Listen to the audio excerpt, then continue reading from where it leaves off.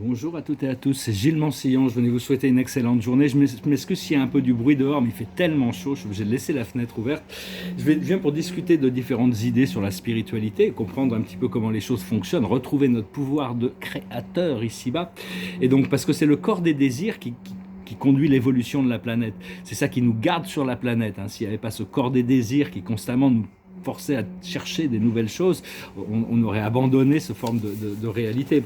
Donc l'important, c'est de savoir que même si nos désirs ne sont pas remplis, on doit continuer à cultiver la joie et le bonheur indépendamment des circonstances, continuer à cultiver la paix et savoir que bon, il faut mieux continuer à cultiver cette vision, parce que ce rêve, cette vision, c'est bien d'avoir des objectifs dans la vie quand même.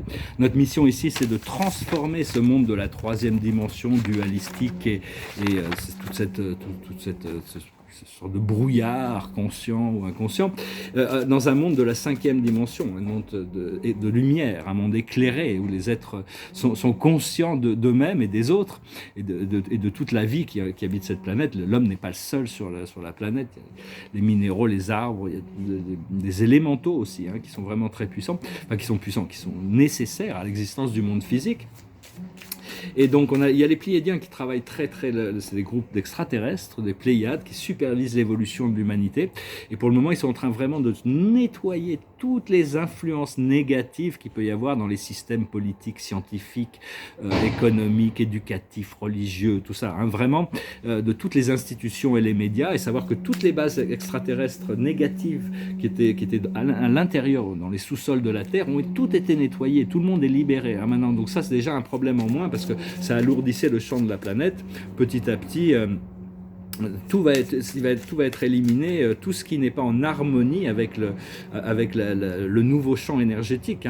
Et donc, on doit continuer à connecter avec des champs énergétiques supérieurs.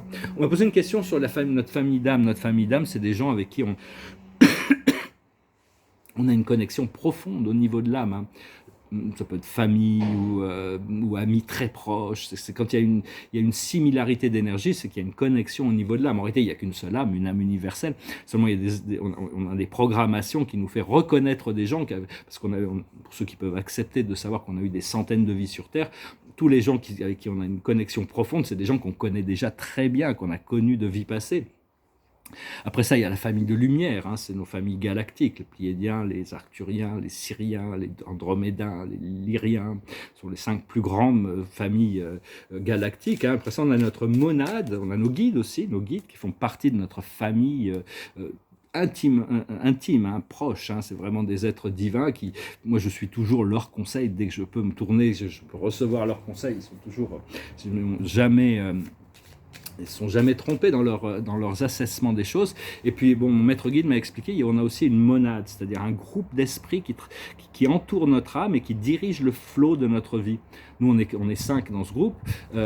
Après ça, je ne sais pas si je suis le seul incarné parmi les 5. Bon, tout ça, c'est des choses, c'est un peu des mystères. Et donc, je salue ces autres parties de moi-même. On commence petit à petit à les intégrer. Il faut comprendre aussi que dans le monde extérieur est dirigé par l'ego collectif. Mais le monde intérieur n'est pas dépendant de l'ego collectif, il est dépendant de l'âme et de l'esprit. Donc il se passe plein de choses à l'intérieur il faut continuer à suivre. À mon avis, c'est vraiment la liberté, comme le Christ l'avait dit, le royaume de Dieu est à l'intérieur. Ce qu'il y a, c'est qu'on doit l'établir à l'extérieur aussi. Maintenant, le temps est venu, le temps de la résurrection est là. C'est ce second retour du Christ, c'est-à-dire une fois que le Christ sera émergé dans le cœur des êtres humains, il aura rempli sa mission, ça sera fait. Alors, je tirerai quelques cartes avec le tarot des anges. La plus haute sagesse, c'est l'amour. L'amour terrestre, l'amour céleste, de l'amour, tout est. Au plus on peut canaliser d'amour, au plus on se sent bien, au plus on se sent. C'est une force incroyable qui n'est pas définissable, même si on essaye de. C'est quelque chose qui dépasse. On sait que Dieu est amour, Dieu est ministère, Dieu est miséricorde et ministère. Ce sont les 3 premières natures. Et ce qu'il faut comprendre, c'est la clairvoyance. Rester le plus clairvoyant possible. Ce qu'il faut faire, c'est l'équilibre. Garder l'équilibre, rester flexible, rester équilibré. Et l'aboutissant, c'est la requête. On peut continuer. Il va y avoir des requêtes qui vont être faites. Hein. Il faut continuer à demander les choses à l'univers, hein, faire des décrets. Alors, essentiellement, il faut apprendre à servir avant de pouvoir demander de diriger. Il faut d'abord apprendre à servir. Diriger, c'est le plus haut niveau de service, hein, dans ce sens. Et on est là pour servir les peuples, servir l'humanité, mais aussi servir la planète. Alors il y a un grand centre spirituel sur cette planète qui n'est pas visible ou connu généralement, qui se trouve en Asie centrale, mais à l'intérieur de la Terre, il y a cette ville qu'on appelle Shambhala, c'est la capitale céleste de la planète, hein. C'est l'endroit où on va aller juste avant l'ascension, hein, quand on sera prêt. Cela dit, bon, ou après la mort, ou après la fin de notre incarnation, hein, on peut aller là-bas pour préparer notre ascension avant d'aller voir le Créateur, ou après, il faut suivre la guidance. Hein. Je ne sais pas, bon, pas la peine de spéculer sur ce qui se passera après la fin de l'incarnation, hein, comme Épicure disait. La mort n'existe ni pour les vivants, ni pour les morts, parce que s'ils sont vivants, ils ne sont pas morts, et ceux qui sont morts on ne peut pas prouver qu'ils sont vraiment morts. Donc il faut oublier cette idée, continuer à vous connecter sur la santé, le bien-être. Et je vais retirer quelques cartes. On a eu une visite... Alors, la sagesse, c'est pas pour vous. Toutes sortes de choses qui ne sont pas pour nous sont refusées, mais on n'en a pas besoin. Ce qu'il faut comprendre, c'est le vent du changement. Ce qu'il faut faire, c'est la confiance. Et l'aboutissant, c'est la flexibilité. Donc ça correspond bien. Et donc, parce que on est en train d'activer on doit activer ces flammes sacrées. Hein. La flamme sacrée, la flamme blanche du Créateur, c'est la flamme qui alimente toutes les autres flammes et toutes les réalités. Tout part de ce spark originel. Hein. Donc invitez cette flamme blanche, dorée, hein, d'imprégner toutes vos cellules, hein, pour vous être absorbé dans toutes les cellules, tous les atomes. Et donc c'est la flamme dorée de la paix, c'était la déesse de la paix. À l'intérieur de cette flamme dorée blanche, il y a des teintes roses dedans, hein, de l'amour inconditionnel. Et donc... la déesse de la paix est venue nous voir, pour rebondir un petit peu sur son message, c'est-à-dire, bon, alors conseiller de l'appeler tous les jours ou d'appeler l'archange Raphaël pour nous enseigner à utiliser, à intégrer, une fois que laisser la flamme de la paix rentrer dans notre cœur et fusionner avec notre propre flamme sacrée, hein, pour pouvoir bénéficier de cette paix.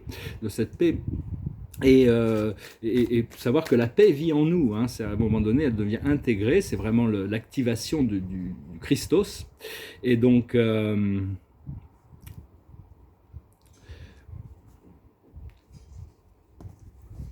parce que cette flamme de la paix, elle a le pouvoir de rendre silencieuses toutes les choses qui s'opposent à la paix. Donc c'est vraiment quelque chose de très puissant, hein.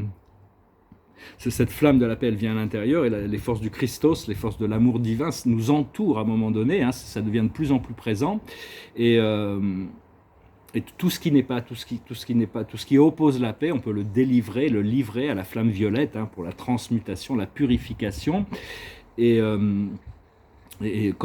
appeler cette présence qui commande l'autorité de la paix, hein. Et donc quand on appelle, on l'appelle depuis notre bien-aimé présence je suis, qui je suis. Et donc parce qu'elle disait, cet esprit, cette déesse de la paix, elle disait que si tous les êtres humains faisaient cet appel de la présence de la paix, en 24 heures, tout le monde serait libéré. Tout le monde. Seulement, il n'y a pas assez de conscience pour que les gens puissent se tourner pendant une journée vers ces énergies spirituelles. Comprendre que la voie de la Terre est assez anachronique, anormale, hein. Et donc, parce que bon, vu que c'est très difficile et c'est très anachronique, on nous donne accès à des choses, à des réalités dans le monde spirituel, alors qu'on est encore ici-bas, que normalement on n'aurait pas accès. Dans le plan normal, il faut d'abord atteindre ce niveau, pour atteindre ce niveau, pour atteindre ce niveau, pour atteindre ce niveau, pour accéder à ça. Alors que là, maintenant, on nous donne toutes sortes d'accès à des choses, même si on ne les intègre pas complètement, ça prend du temps, mais donc on continue à cultiver cette essence de feu sacré du Créateur, cette flamme blanche, et visualiser, connecter, continuer à faire ses requêtes, hein. Et donc, parce que elle expliquait aussi que l'abondance, on nous a appris à appeler l'abondance, à appeler la paix, mais c'est pas, il faut le commander. C'est commander l'abondance, commander la paix, parce que c'est quelque chose qui est naturel. C'était jamais prévu qu'on nous enlève l'abondance, qu'on nous enlève la paix. C'est vraiment, donc c'est vraiment quelque chose qui doit flotter naturellement. Et donc c'est mieux de commander l'abondance que de demander l'abondance. Hein. C'est un héritage naturel. On doit restaurer notre connexion à la source. À partir du moment où on restaure notre connexion à la source, l'abondance est un effet, l'abondance et la paix, c'est un effet secondaire naturel, ainsi que d'autres vertus et attributs. Il faut bien cultiver une certaine vertu. On doit cultiver toutes les vertus, mais il y en a une qui peut être juste une seule suffit pour la bonté. Ça peut être, il y a toutes sortes de vertus, de qualités, le courage, la compassion, toutes ces choses-là. Et donc, il y en a une qui est généralement dominante à l'intérieur de nous. Et ce qu'on ne se rend pas compte, c'est que, moi je le sais très bien, mais bon, la plupart des gens ne savent pas, c'est que toutes nos pensées sont observées, enregistrées.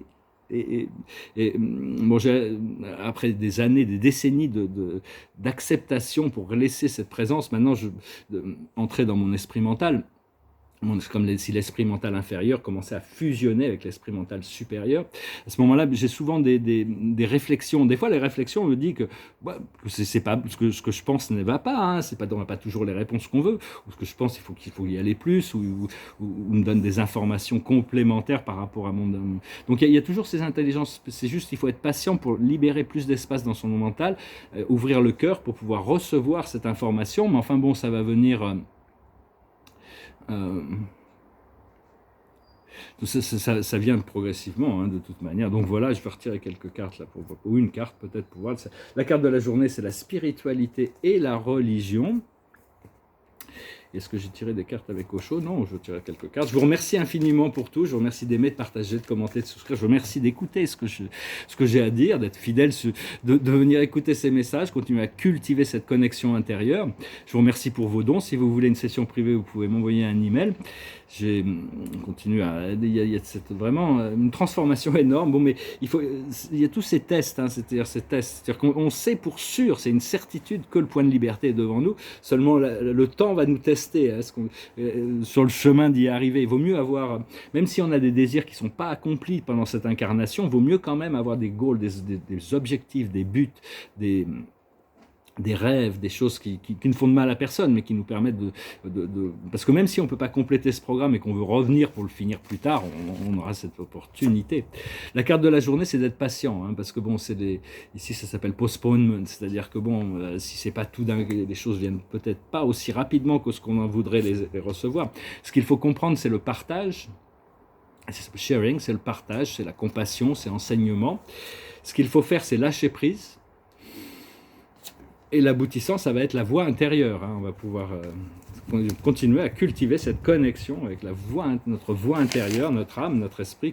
Des fois, bon, je suis un peu jaloux de ma présence je suis, parce que je me doute, pas jaloux, excusez-moi, mais de la réalité dans laquelle ces esprits vivent. Hein. Elles sont dans une réalité universelle d'amour. Mais enfin, elles ont une mission assez difficile. Elles n'ont pas le droit d'imposer leur volonté sur les individus et elles doivent trouver des moyens d'élever la fréquence de tous leurs sujets, disons, leur mission à eux, c'est d'être le ministère de l'ascension quand on est prêt. Et donc je vais chanter une chanson pour finir, c'est une chanson qui me passait par la tête ce matin, c'est une chanson que j'ai déjà chantée, mais enfin bon, c'est sur le vent du changement. It goes like this.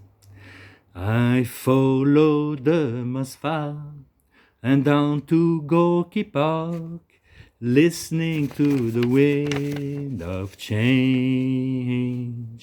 An August summer night, soldiers passing by, listening to the wind of change. The world is closing in, and did you ever think that we could be so close like brothers? The future's in the air, can feel it everywhere. blowing in with the wind of change. Take me to the magic of the moment on a glory night, where the children of tomorrow dream away in the wind of change. Walking down the street, distant memory are buried in the past forever. I follow the Moskva and down to Gorky Park, listening to the wind of change. Take me to the magic of the moment on a glory night, where the children of tomorrow dream away in the wind of change. Take me to the magic of the moment on a glory night, where the children of tomorrow share their dreams with you and me. The wind of change blows straight into the face of time, like a storm wind that will ring the freedom bell for peace of mind. Let your balalaika sing what my guitar wants to say. Take me to the magic of the moment on a glory night, where the children of tomorrow dream away in the wind of change, in the wind of change. Une très belle chanson de Scorpion. Personnellement, je ne connais pas la Russie, je me languis. Bon, pour le moment, c'est un petit peu délicat, considérant le discours de... enfin bon... On espère que tout ça va rentrer dans l'ordre de toute manière. Mais enfin bon, la Russie, c'est un endroit où je sais que j'ai même eu un rêve. J'avais un pied-à-terre à Moscou. Parce que bon, moi, mon but, ça va être vraiment d'ouvrir des galeries pour pouvoir communiquer tous ces messages à travers l'art. Et la carte de la journée, c'est le page de Raphaël. Elle est sur sa plage, en train de faire son château de sable, les sables du temps. Tout ça, ça va disparaître. Tout ce qu'on construit, tout ce qu'on vit, tout ce qu'on a expérience. C'est Marc Aurèle qui, son guide intérieur, lui expliquait tout ce que tu crois important, tous les gens que tu aimes, tout ce que tu peux avoir fait dans ta vie, tout ça, en un moment d'éternité, aura complètement disparu et autre chose va le remplir. Donc tout ça, ça sert en réalité à l'évolution de la conscience collective et de l'évolution individuelle. Donc donc quand même, construisez vos châteaux de sable, continuons à construire nos châteaux de sable, parce que ça servira aux prochaines générations, tout ce qu'on fait de bien, tout ce qu'on peut laisser derrière nous. La situation fait naître de nouvelles émotions, nouvelles relations ou invitations à un événement. Ben voilà, on va être invité, ça va être bien, on va pouvoir profiter un peu, commencer à vraiment profiter de la vie dans le monde physique, après toutes ces années de confinement, cette mascarade. Votre intuition en dit long. Donc continuez à cultiver votre intuition, c'est le page de Raphaël, c'est généralement dans le tarot traditionnel, c'est l'amour inconditionnel, l'acceptation de la grâce. Donc continuez à cultiver cette énergie de bien-être, de lâcher prise pour pouvoir rentrer dans l'état de réceptivité. Voilà, je vous salue, je vous remercie pour tout, je vous souhaite une excellente journée, je vous dis à bientôt. À demain.